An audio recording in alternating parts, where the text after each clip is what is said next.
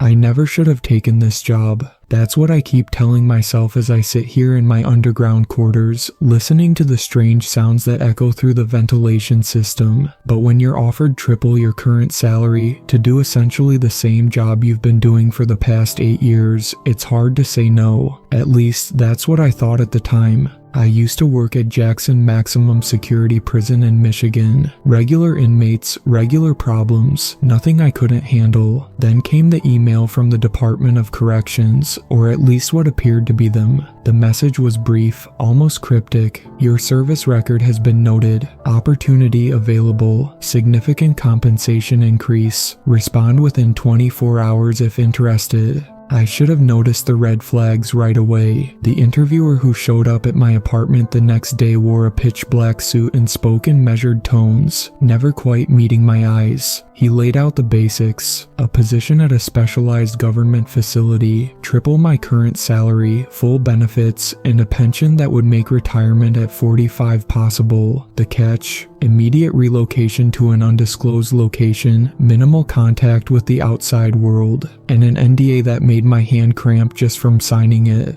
The transport to the facility was like something out of a spy movie. They blindfolded me after we boarded a private plane. I counted hours, felt the temperature drop, and knew we were heading north. When they finally removed the blindfold, I found myself staring at what looked like an abandoned mining operation carved into the side of a snow-covered mountain in what I later learned was the Alaskan wilderness.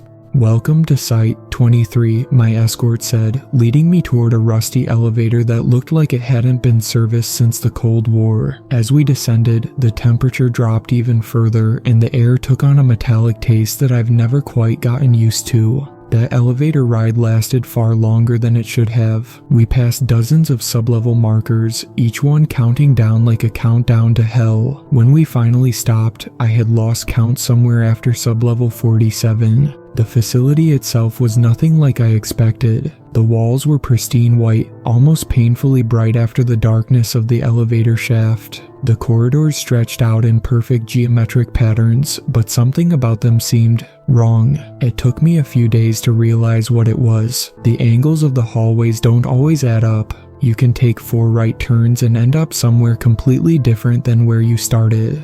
During my first tour, I noticed the inmates had their own name for this place. I heard one of them whisper it as we passed: the Void. At the time, I thought it was just another example of prisoners being dramatic. Now, I know better. The name fits this place perfectly. A massive complex of white corridors and steel doors, swallowing all sense of time and direction. The senior guard who showed me around, Officer Brooks, was a tall man with gray hair who looked like he hadn't seen sunlight in decades. His skin had taken on an almost translucent quality, and his eyes darted around constantly behind his standard issue mirrored sunglasses. I would soon learn why those glasses were so important.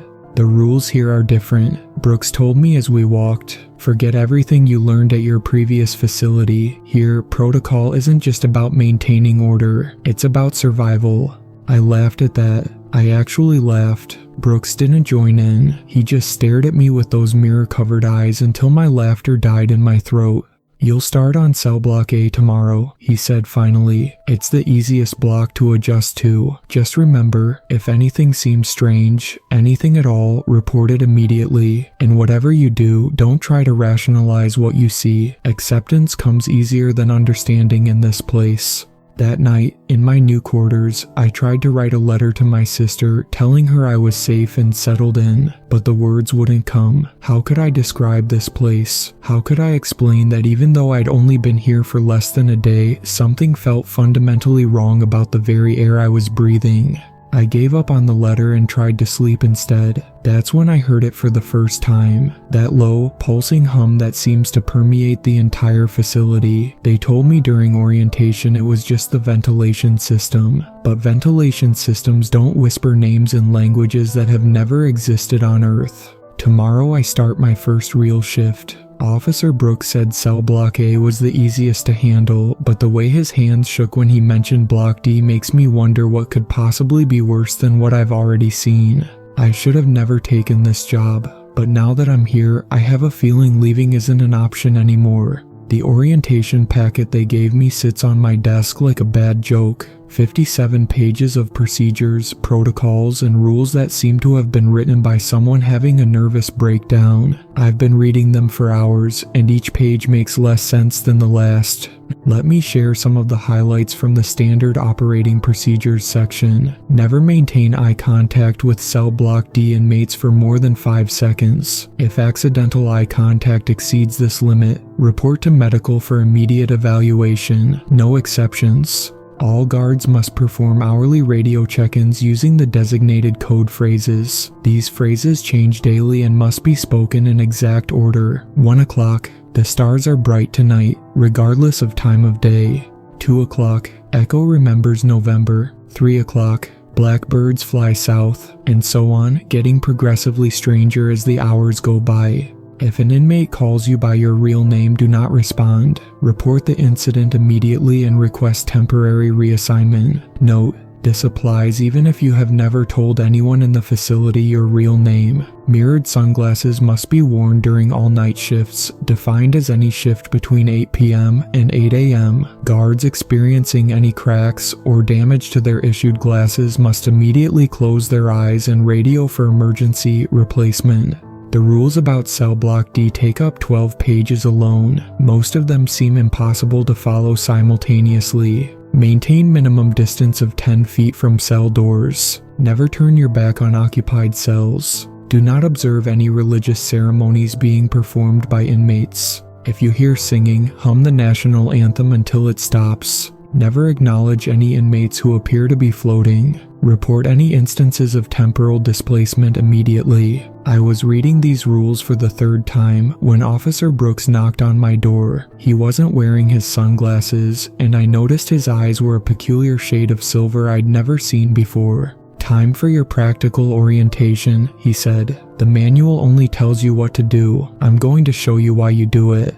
He led me through the labyrinthine corridors, pointing out details I'd missed during my initial tour. The emergency phones placed every 50 feet, their cords just slightly too long. The strange symbols etched into the floor at every intersection. The cameras that seemed to turn away whenever you looked directly at them.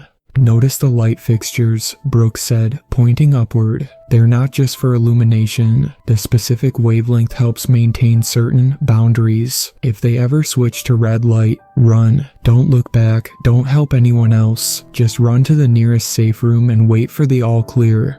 We stopped at a junction where 4 corridors met. Brooks pulled out a compass from his pocket. The needle spun wildly before settling on a direction that definitely wasn't north. "Spatial orientation is crucial," he explained. "The facility shifts sometimes.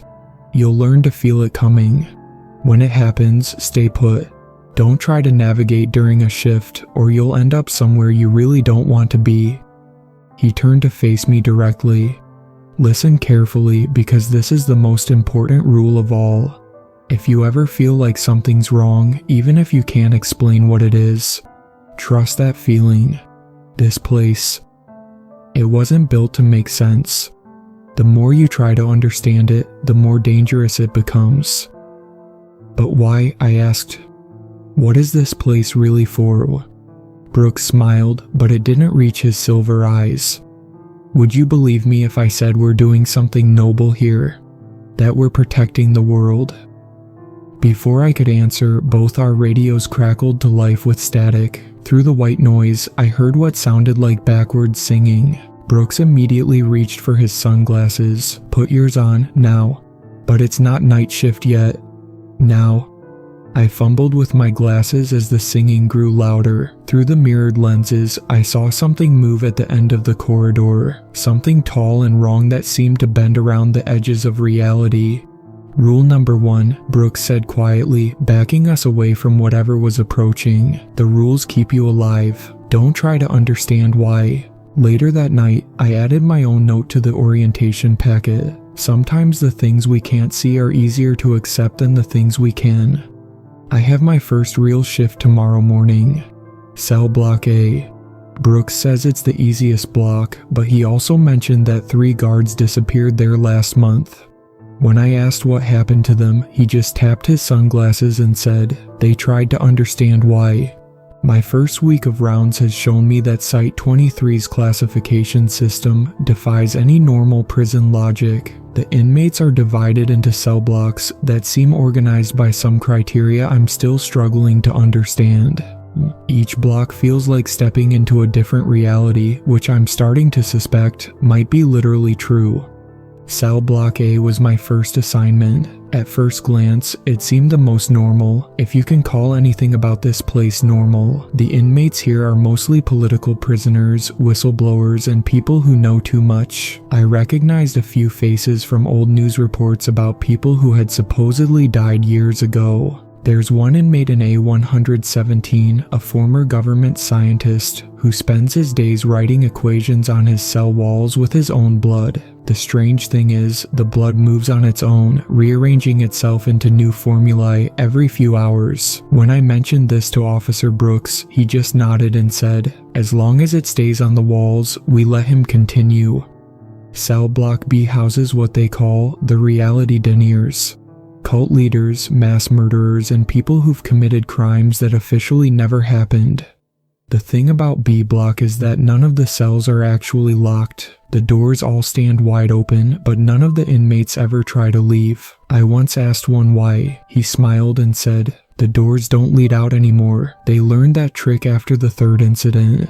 I'm not cleared for regular duty in Cell Block C yet, but I've glimpsed it during emergency protocols. They call them special cases. People who, according to every official record, never existed in the first place. I swear one of them looked exactly like me, down to the scar on my left hand. When I passed his cell, he pressed his hand against the glass, and our scars matched perfectly. Brooks pulled me away before I could ask any questions. But it's Cell Block D that haunts my dreams. We're not supposed to talk about D block, but I need to write this down before I forget what normal reality feels like. The inmates there, they're wrong. Not in any way I can properly describe. Their proportions shift when you look at them. Some have too many shadows, others have none at all. One inmate appears to be a perfectly normal elderly woman, except that security footage shows her cell is empty. We can only see her with our naked eyes. The cells themselves don't make sense either. I've seen rooms that are bigger on the inside than the outside, doors that open into spaces that couldn't possibly exist within the facility's dimensions. One cell appears to be a perfectly normal 8x10 concrete room, but any sound that enters it never stops echoing.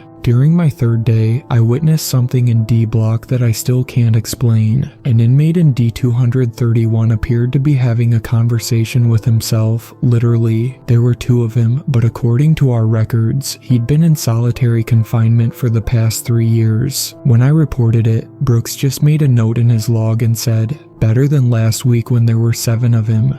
The worst part isn't the inmates themselves, it's how they interact with each other. Sometimes I'll be doing my rounds and catch glimpses of them communicating through the walls, not with words or tapping, but with impossible geometries that appear in the air between cells. The patterns they make burn themselves into your mind. One guard who studied them too long started speaking in reverse and bleeding from his eyes. Yesterday, during a routine cell check, I found an inmate reading a book. Normal enough, except the book's pages contain moving images, like a video screen made of paper. When he noticed me watching, he smiled and turned the book toward me. The page showed me sitting in my quarters, reading this very log entry right now. I slammed the cell observation window shut and rushed back to the guard station. Officer Brooks was there, reviewing security footage. You saw something in the book, he said. It wasn't a question. How did you know? He turned the monitor toward me. The footage showed me doing my rounds, but in it, I never stopped at that cell. According to the video, that entire interaction never happened. The inmates, I started, trying to find the right words. What are they? Brooks removed his sunglasses, his silver eyes reflecting something I couldn't quite see. Wrong question, he said. You should be asking, what are we keeping them from? The facility's PA system crackled to life then, announcing a reality stabilization check in cell block D. Brooks quickly put his glasses back on. "Get some rest," he said. "Tomorrow, you start learning about the real purpose of those hourly radio check-ins. Just remember, if you ever hear your name being called during the checks, don't answer, no matter whose voice it uses." Night shifts at Site 23 redefine the meaning of darkness. It's not the absence of light that bothers me, it's the way shadows move against it. My first night shift started normally enough. I checked my equipment, radio, mirrored sunglasses, mandatory for night shift, flashlight with specialized UV bulb, and the strange compass that never points north. Brooks was supervising, though he stayed unusually quiet during our initial rounds. The first sign that something was wrong came at 11:47 p.m. I was doing a routine check of cell block A when I noticed the shadows weren't falling the right way. The overhead lights were still working, but the shadows they cast stretched in impossible directions, sometimes upward against gravity. "Don't focus on them," Brooks warned, noticing my stare. "Shadows get curious when you watch them too long." The radio check started at midnight. I followed the protocol exactly as written. 12 a.m. The stars are bright tonight. 1 a.m. Echo remembers November. 2 a.m. Blackbirds fly south. But during the 3 a.m. check, something responded to my call. Through the static, I heard whispers, dozens of voices speaking in unison, repeating words in languages that made my ears hurt. Brooks immediately switched off my radio. "They get chatty during the witching hour," he explained. "Best to keep radio contact minimal between 3 and 4. That's when we heard the footsteps. They came from an empty corridor, the steady rhythm of boots on concrete, moving closer. But when we checked the security cameras, the hallway was empty. The footsteps circled us for almost an hour, always just around the corner, always approaching but never arriving. At 4:17 a.m., I experienced my first temporal anomaly. I was checking cell block B when I saw myself at the other end of the corridor, doing the exact same patrol. The other me looked up, made eye contact, and mouthed something I couldn't understand. Brooks pulled me away before I could figure out what my other self was trying to say. "Time gets slippery during night shifts," he said. "Best not to interact with yourself. Creates too much paperwork." But the worst part came during our inspection of cell block C. Inmate C-117 was supposedly asleep in his cell according to the monitors. But when we passed by, he was standing at his door, fully awake. This wouldn't be unusual, except that he was simultaneously asleep in his bed. Both versions of him were undeniably real, undeniably solid.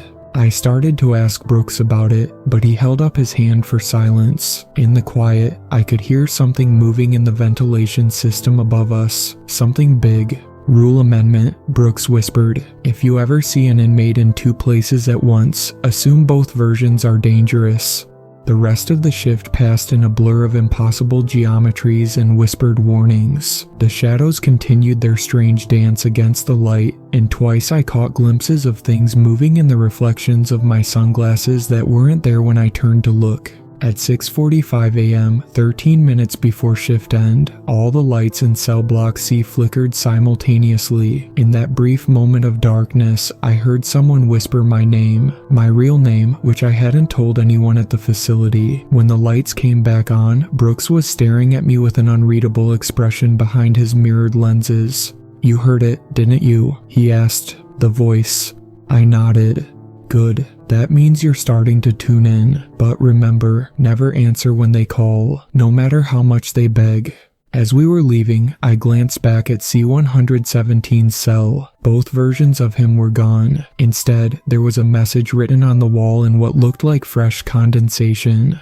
"Welcome to the night shift. Time is different here." The letters dripped upward toward the ceiling, defying gravity. Brooks saw me reading it and quickly ushered me out. "Tomorrow night will be harder," he said as we clocked out. "They know you can see them now. Remember to keep your glasses on, even if everything goes dark. Sometimes the darkness has eyes." I'm writing this in my quarters now, trying to make sense of what I've seen. The shadows in my room seem longer than they should be, and I swear I can hear footsteps in the corridor. The same ones from my shift, still searching, still circling.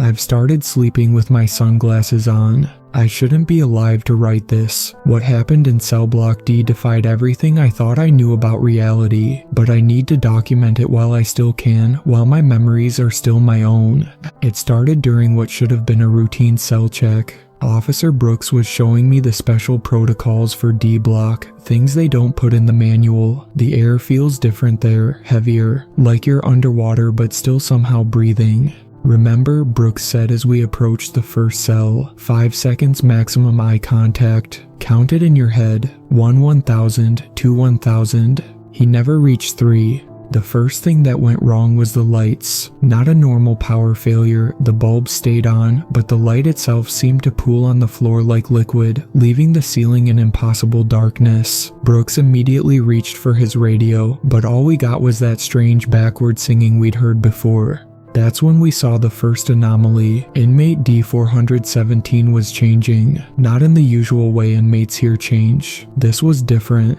Every time I blinked, he had a different face. Not just his face, his entire body shifted between forms like a twisted slideshow. Man, woman, child, elderly, things that weren't human at all. Don't look directly at him, Brooks warned. He's trying to find the shape that scares you most. But it wasn't D417 we needed to worry about. 3 cells down, something was happening to the walls. They began to ripple like water, and through them stepped things. I can't describe them accurately. My mind keeps trying to make sense of what I saw by filling in the gaps with more familiar shapes, but I know that's not what they really looked like. Brooks shoved me behind him. "Close your eyes," he shouted. "Whatever happens, don't..." That's when we heard the screams, not from the inmates, but from the guards in the security station. Through our earpieces we heard the chaos unfolding. Multiple containment breaches in D block. Entity displacement in sectors 7 through 13. We've lost visual on... Wait, what the hell is... static? The facility's alarm system began blaring, but the sound was wrong. It seemed to come from inside my head rather than from the speakers. Brooks grabbed my arm and started running, but not toward the exit. "We have to get to secure storage," he said. "They'll be going for the artifacts." They? Who are they? The ones who've been waiting to get out. The ones we're really guarding. As we ran, I saw other guards disappearing. Not getting killed, literally disappearing. One moment they were there, the next they were just gone. Some left behind piles of empty clothing. Others vanished with strange popping sounds like air rushing to fill a vacuum. We passed cell block D431, and I'll never forget what I saw. The inmate, if you could call it that, was halfway through the reinforced glass, not breaking it, moving through it like it wasn't there. Its form was constantly shifting, but the worst part was its eyes. It had too many, and they all looked like mine. Brooks saw me staring and yanked me away. "That's why we wear the glasses," he said. "They can copy anything they see directly, including your soul." We made it to secure storage just as the reality stabilizers kicked in. The walls hummed with a deep vibration that made my teeth hurt. Through the observation window, I watched as space itself seemed to fold and unfold, trying to contain whatever was loose in the facility. "Look at your hands," Brooks commanded suddenly. I did. My right hand was normal, but my left, I had 7 fingers, then 4, then 3, then numbers that don't exist. "Your reality is fluctuating," Brooks said, pulling something from a locked cabinet. It looked like an old pocket watch, but the face was covered in symbols I recognized from the floor markings. "Hold this, it'll help anchor you." The watch felt impossibly heavy. As I gripped it, my hand returned to normal, but the effort made my nose bleed.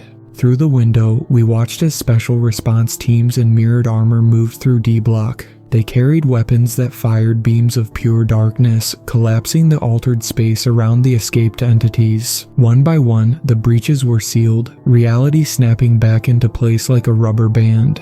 Hours later, when it was over, I asked Brooks what really happened. He took off his glasses, and I saw that his silver eyes had turned completely black.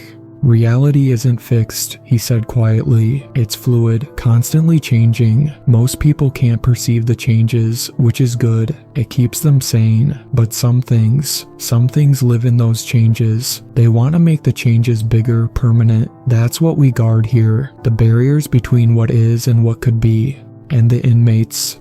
Some are human. Others are things we caught trying to break through. And some, he paused, putting his glasses back on, some are the ones who've seen too much and started to change themselves, like I have, like you will. I looked at my reflection in his glasses. For a moment, just a moment, my eyes flickered silver. After the incident in D Block, they moved me to administrative duty while I stabilized. That's their word for making sure I'm not going to suddenly grow extra dimensions or start speaking in tongues. The paperwork they assigned me was meant to be mindless busy work, but they didn't count on me actually reading everything that crossed my desk.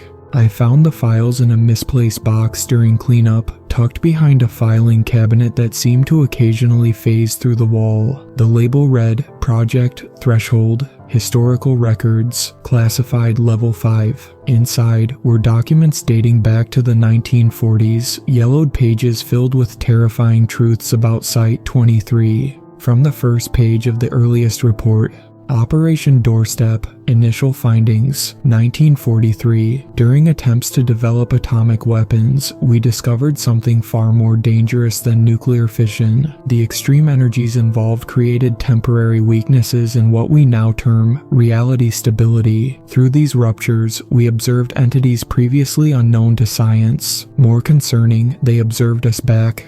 The next file detailed the first containment facility. Site 1 was established in New Mexico, disguised as a nuclear research facility. Initial containment protocols proved inadequate. After the Echo 7 event resulted in the complete disappearance of Site 1 and surrounding 50 square miles, new methods were developed.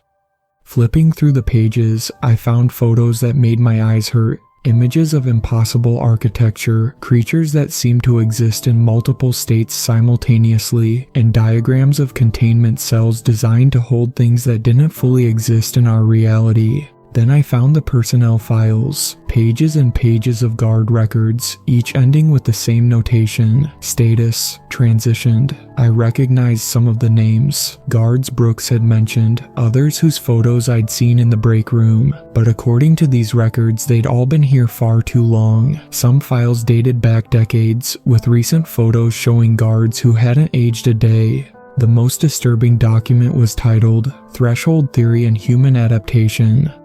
Extended exposure to reality instabilities produces measurable changes in human subjects. Phase 1 begins with enhanced perception. Subjects report seeing movement in shadows, hearing frequencies outside normal range. Phase 2 manifests as physical changes, most notably the silver eye phenomenon. Phase 3. The rest of the page was redacted, but something had burned through the black ink, leaving strange symbols that seemed to move when I wasn't looking directly at them.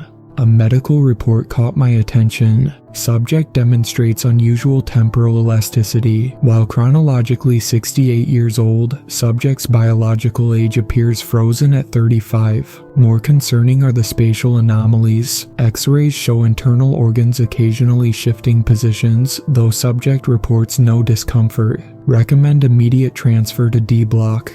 They weren't just studying the inmates, they were studying us, the guards. Each incident report, each medical examination, all carefully documenting our slow transformation into something else. The final document in the box was the most recent, dated just 3 months ago. Project Threshold Status Update. Reality breach events increasing in frequency and magnitude. Standard containment protocols showing diminishing effectiveness. Recommendation: begin Phase 4. Controlled integration of selected personnel with threshold entities. Early results promising. Subjects maintain human consciousness while gaining ability to manipulate local reality fields. See attached file, Operation Guardian. The attached file was missing, but a note was paperclipped to the cover. When they break through, we'll need to be ready. Human minds in inhuman forms. It's the only way. As I finished reading, I noticed my hands had gone slightly transparent. Through them, I could see the desk, but also something else. Layers of reality I hadn't been able to perceive before. I grabbed the pocket watch Brooks had given me, clutching it until my hands solidified. That's when I heard footsteps behind me. I turned to find Brooks standing there, but not the Brooks I knew. His form seemed to shift and flow, only his silver eyes remaining constant. "Found the files, I see," he said, his voice echoing strangely. "Good, you're ready to know the rest." "The rest?" He smiled, and for a moment his teeth seemed to exist in several places at once.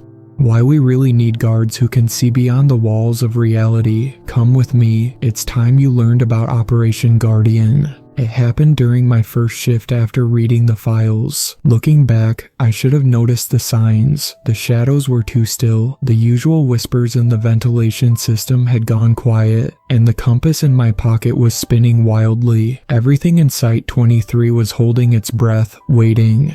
The attack began at exactly 3:33 a.m. Later, we'd learned this wasn't a coincidence. It's when the barriers between realities are thinnest. The first sign was the temperature drop. Frost crept across the walls in impossible patterns, forming symbols that burned the air around them.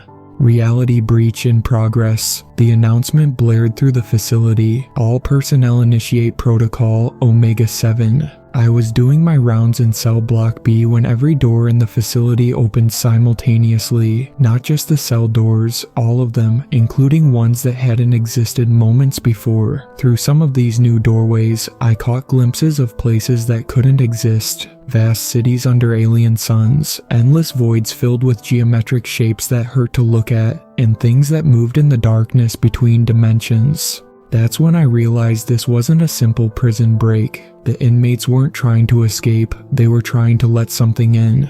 "Don't let them link up," Brooks's voice crackled through my radio. "The humanoid ones are just anchors. The real threat is what they're calling."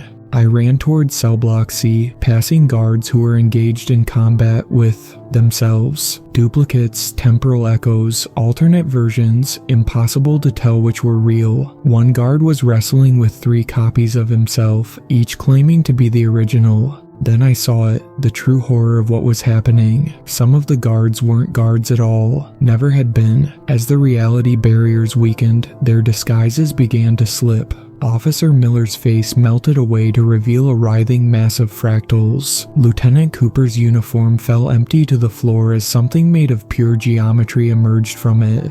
"They've been infiltrating us for months." Brooks appeared beside me, his form flickering between human and something else, replacing guards during reality fluctuations. "We thought we could contain them, use their abilities. We were wrong." The facility's walls began to pulse like a heartbeat. Through the reinforced windows, I could see the outside world starting to unravel. The mountain above us was folding in on itself, creating patterns that couldn't exist in 3-dimensional space. A group of inmates from D Block had formed a circle in the main junction, chanting in languages that made my ears bleed. Above them, the air itself was tearing open, revealing something vast and incomprehensible trying to push through. "The pocket watch," Brooks shouted. "Use it now." I pulled out the watch he'd given me earlier. The symbols on its face were glowing, resonating with the chants. Acting on instinct, I clicked it open. Time shattered. I saw everything at once, past, present, future, and things that never were, all superimposed.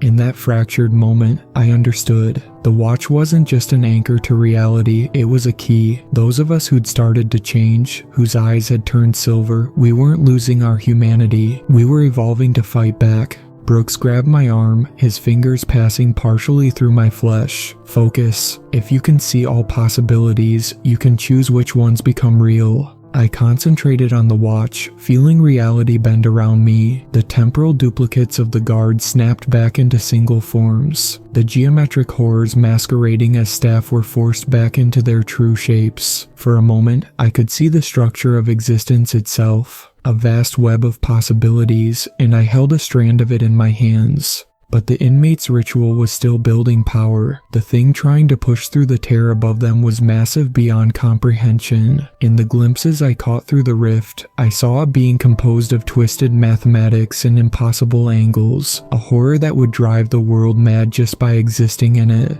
"You know what we have to do," Brooks said. His form had stabilized into something between human and other, a perfect hybrid of both realities. "This is what Operation Guardian was preparing us for." I looked down at my hands, watching them flicker between flesh and pure energy. The silver had spread from my eyes, running through my veins like quicksilver. I could feel the change Brooks had written about in his reports, the transformation that would let me operate in spaces between spaces. The facility shuddered as reality itself began to tear. We were out of time. The choice was simple: remain human and watch everything we knew unravel, or become something else, something capable of fighting back against the horrors trying to break through. I made my choice. The pocket watch crumbled to dust in my hands as I let the change take me. The transformation wasn't painful. It was like waking up from a dream where you thought you were human. As the change spread through me, reality itself seemed to crystallize into perfect clarity. I could see Site 23 for what it truly was, and the sight almost broke what remained of my human mind. The facility wasn't built, it was grown. The walls weren't made of concrete and steel, but of condensed reality itself, carefully shaped into a prison that existed in multiple dimensions simultaneously. Each cell block operated on a different frequency of existence, containing things that shouldn't be able to exist in the same universe. Brooks led me through corridors that spiraled in impossible ways, explaining as we moved between planes of reality. "Site 23 isn't just a prison," he said, his voice resonating on multiple frequencies. "It's a plug in a dam that's about to break. Reality has always been fluid, but something's been wearing it thin. The boundaries between what is and what could be are eroding." We passed through cell block A, and I saw it with new eyes. The political prisoners weren't here because they knew too much. They were here because they'd started to manipulate reality without realizing it. Their conspiracies were actually truths they'd pulled from alternate timelines. Cell Block B made more sense now too. The cult leaders and mass murderers had found ways to tap into spaces between realities, drawing power from the things that lived there. Their cells weren't keeping them in, they were keeping their connections to those other spaces from growing stronger. But it was Cell Block C that revealed the most terrifying truth. The special cases were temporal anomalies, people who had slipped between parallel worlds, creating paradoxes just by existing. Each cell was actually a carefully maintained bubble of specific reality, keeping the inmates from collapsing all possible timelines into one. "And D Block?" I asked, though part of me already knew the answer. "D Block is where we keep the ones that broke through," Brooks said. "The entities that found tears in reality and squeezed themselves into human shape. Some have been here since the facility opened, wearing faces they stole from our dreams."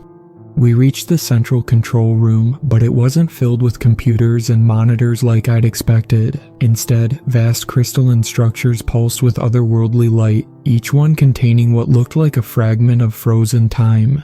"These are the anchors," Brooks explained. "Each one holds a piece of original reality, pure, unaltered existence from before the cracks started appearing. We use them to maintain the barriers between dimensions, to keep everything from bleeding together." He pointed to a display that didn't seem to exist on any physical surface. It showed the facility from what I can only describe as outside reality. Site 23 appeared as a complex geometric shape that hurt to look at, pulsing with lines of force that stretched into infinite directions.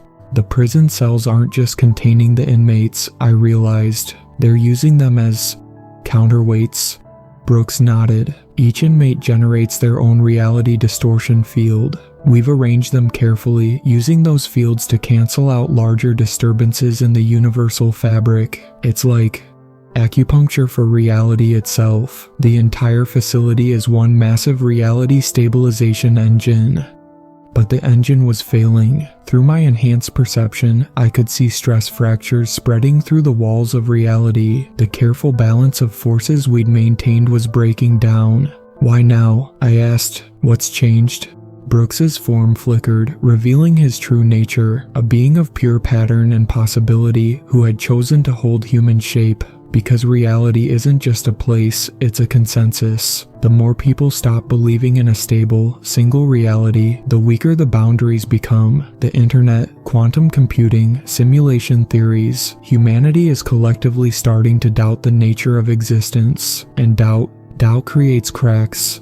He led me to a sealed door I'd never noticed before, one that seemed to exist in several places at once. This is why we need guards who can see beyond human limitation. The entities we're holding back, they're not evil, not really. They're just different shapes of existence trying to occupy the same space as ours. But if they succeed, if reality breaks down completely, everything ends. I finished. Not just our world, but the very concept of consistency. Now you understand why we do what we do, Brooks said. Why we accept the changes in ourselves. Someone has to stand at the edge of reason and hold back the tide of chaos.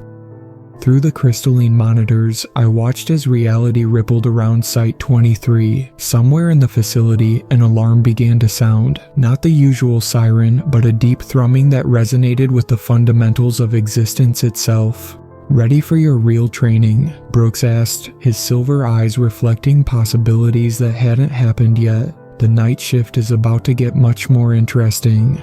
They gathered us in a room that didn't technically exist. 7 guards, all of us who'd begun showing signs of the change. Our silver eyes reflected each other in an infinite loop as Brooks explained what came next.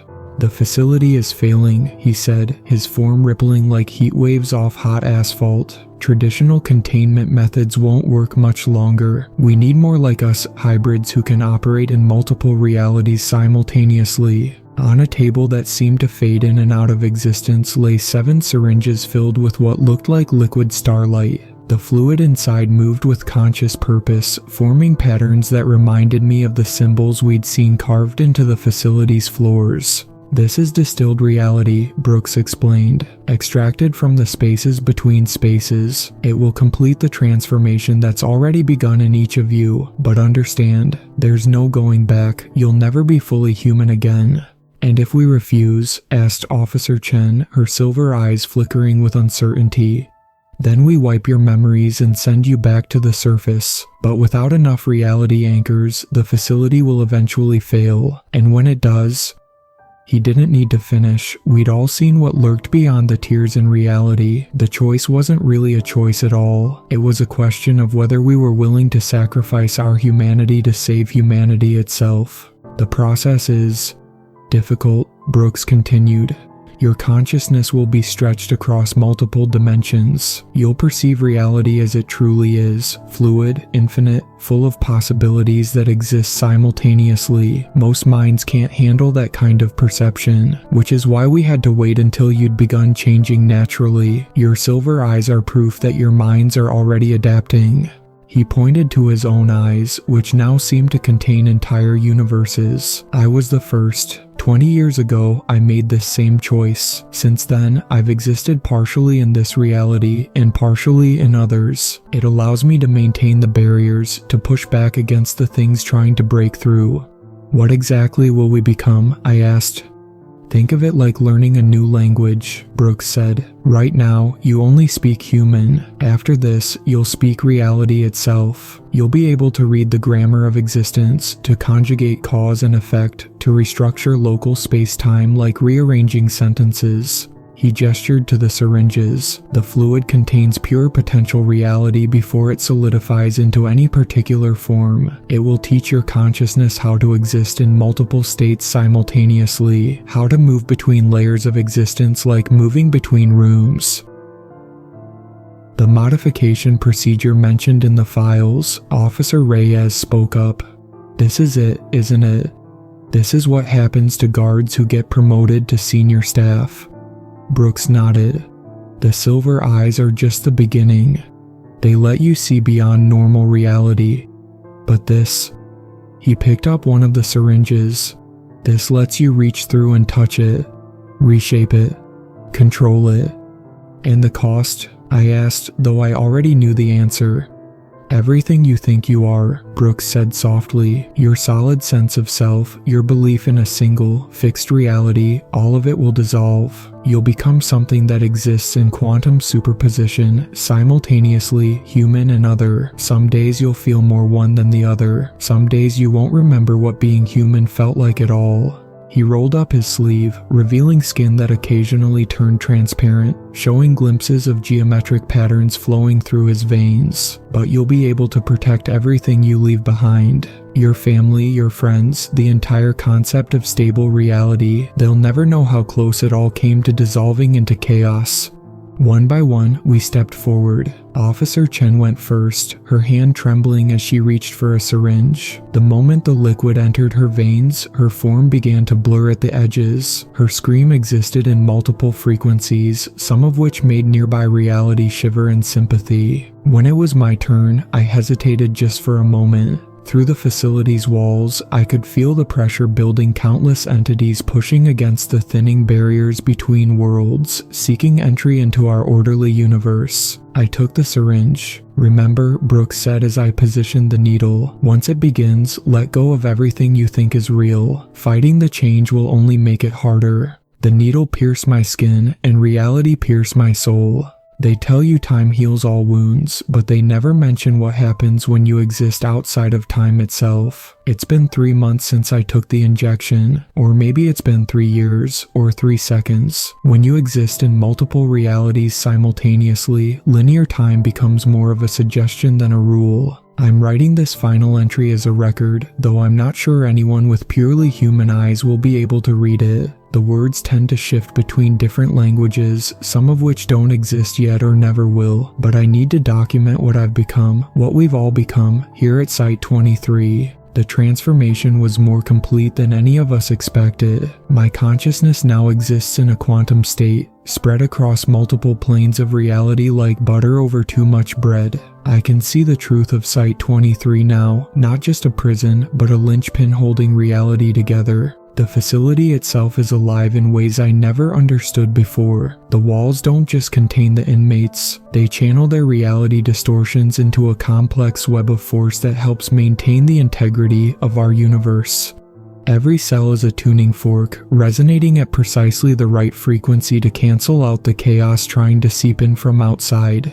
My duties have changed. I no longer just walk the corridors, I walk between possibilities. Sometimes I have to reach into parallel timelines to prevent breaches before they happen. Other times, I need to exist in multiple places simultaneously, maintaining reality barriers that would otherwise collapse. The inmates look different to my new eyes. I can see their true forms now, layered beneath their human disguises. Some are beautiful in their impossibility, beings of pure mathematics and logic trying to express themselves in three-dimensional space. Others are horrifying beyond description, entities that shouldn't exist trying to force their way into existence. Brooks has become more than a mentor. He's a constant across all possible realities, one of the few fixed points in an increasingly fluid universe. His true form is something I still can't quite comprehend, even with my enhanced perception. He exists in dimensions I'm only beginning to understand. The other guards who transformed with me have each developed their own specialties. Officer Chen can manipulate temporal currents, creating eddies in time that trap escaping entities. Ray has learned to speak reality's raw language, using it to rewrite local physics when necessary. Each of us has become a different kind of impossible thing, all serving the same purpose. Yesterday, if that word still has meaning, we had our first major test. A Class 5 reality breach occurred in D Block. In my old form, it would have been terrifying. Now, I simply shifted my consciousness sideways, viewing the problem from outside conventional space-time. The solution wasn't to fight the breach, but to convince that section of reality that it wanted to remain stable. The hardest part isn't the job, it's remembering to appear human when needed. For monthly inspections from the surface, we have to compress ourselves back into 3 dimensions and pretend we still operate according to normal physics. It's like trying to fit an ocean into a drinking glass. My quarters have changed to accommodate my new form. The room exists in a probability cloud, its contents shifting depending on which version of reality I'm most aligned with at the moment. The mirror shows me different reflections each time I look. Sometimes human, sometimes geometric patterns, sometimes things I don't have words to describe. I still keep the pocket watch Brooks gave me, though now I understand its true purpose. It's not just an anchor to reality, it's a seed of pure order, a concentrated fragment of when existence made more sense. Sometimes, when the chaos beyond the walls grows too loud, I hold it and remember what it was like to be solely human. The senior staff have started talking about the next phase. Reality is still degrading, still becoming more fluid. Eventually, we'll need more like us. I've started watching the new guards, noting which ones show signs of adapting. Silver eyes are appearing more frequently now. Reality's way of selecting those who can help maintain it.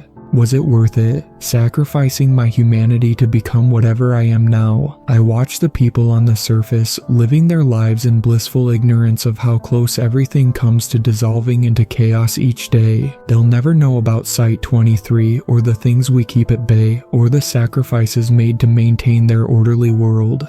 And that's exactly how it should be. I have my next shift in 6 dimensions simultaneously. The facility needs constant maintenance now, reality patch jobs that only we can perform. Brooks says it gets easier with time, but time isn't what it used to be. To whoever reads this, if you start seeing silver in your eyes, if shadows begin moving strangely, if you feel reality becoming less solid around you, welcome to the team. We've been expecting you.